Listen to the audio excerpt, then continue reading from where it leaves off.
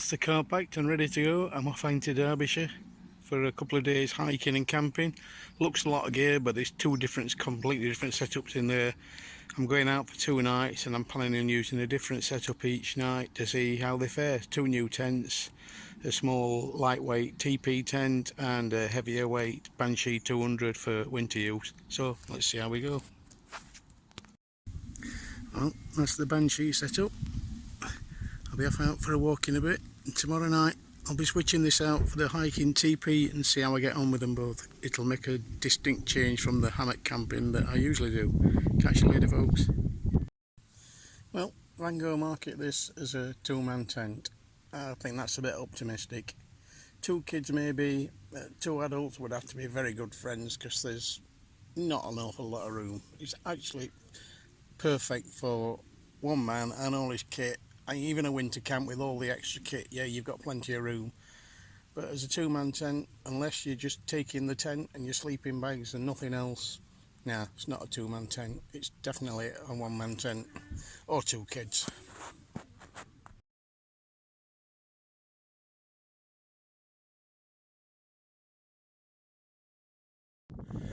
The view from Rushope Edge, overlooking Kinder Scout and Edale. It's a beautiful day today. But just look at Mamtor. The Lycanson and Antill up there. It's back round over Castleton, down the Hope Valley and across the tops.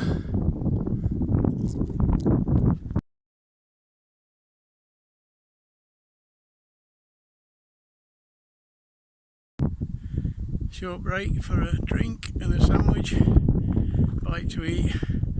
Beautiful views over the back of me. That's where I've just come from over there. So, yep, it's a cracking day. Now this is one of my homemade energy bars. Only 3 ingredients: bananas, raw oats and raisins. No sweeteners, nothing. That's all that goes into it. Mix them all together, bake them in the oven for half an hour. Absolutely gorgeous and packed full of energy. Give them a try, you can't go wrong.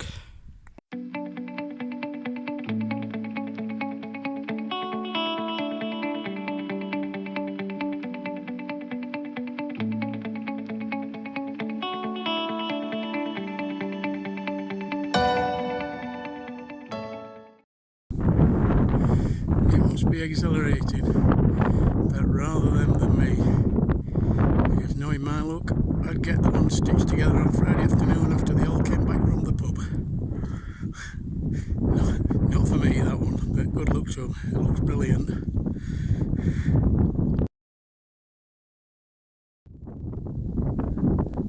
This is the view from Brown Knoll Trig Point, showing Kinder Scout, the Great Ridge, Rushope Edge, all the way around over to the west, right round. It's bleak and desolate up there, so you can see why people get in winter. There we go, that's your 360. Why is everybody swarming round Mamtor on a day like this, when you can have all this to yourself? There's not a single soul in sight for miles, and the views are absolutely stunning. I love it. Got the whole place to myself. It's like having the world to yourself. It's beautiful. Catch you later, guys. I'm going home for some tea now. Well, that's my first night in the Banshee. Definitely a very comfortable 1-man tent, no way 2-man tent, loads of space, very comfortable, strong, stable, should stand up to a bit of a beating. It's got a bit of condensation inside, but no more than you'd expect from a small nylon tent, to be honest. So I'm going to let that dry out, and then later on today I'm going to switch this out for the TP, and I'm going to see how that compares tonight. And that's my breakfast cooking in the Jetboil. Very impressed with that. Not the lightest setup, but definitely very fast and incredibly fuel efficient, so it's definitely got a place in your kit. There we go. Well, I had a good night's sleep in the Banshee. It's a really good solid tent, bit of condensation but no more than you'd expect from a two-man tent. Very comfortable, bit of a squeeze really for two people. I wouldn't try it with two people, but ideal for one with all the kit, especially in winter, room for all your winter kit. I've switched out this morning for the Flames Creed Ultralight 3-man TP. It's about a kilogram lighter than the Banshee, but as you can see, there's bags of space.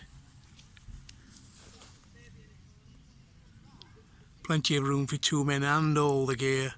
Three to squeeze. I don't think I'd want to be in there with three. As you can see, there's no poles, you just use your hiking poles. Took a bit longer to set up than the Banshee. Much more lightweight materials, ideal for summer. How it would stand up through winter, I don't know.